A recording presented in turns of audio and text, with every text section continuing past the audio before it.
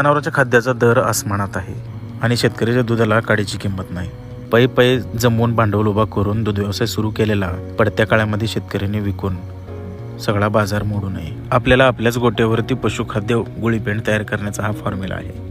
यामध्ये घरातील तुम्ही धान्य, तुमच्या शेतात पिकवलेले धान्य, या थोड्याशा भांडवलामध्ये हे बॅलेट मशीन मिळते. त्यातून तुम्ही असे बॅलेट्स तयार करून जनावरांच्या गुळीपेंडीचा प्रश्न तुम्ही स्वस्तात मिटवू शकताय.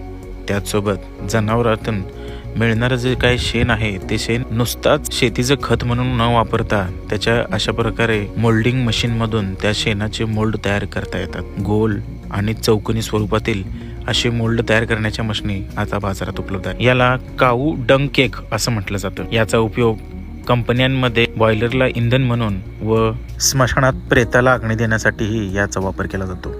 याचबरोबर घराला दिल्या जाणाऱ्या रंगात आणि अगरबत्ती धूपमध्येही याचा वापर केला जातो.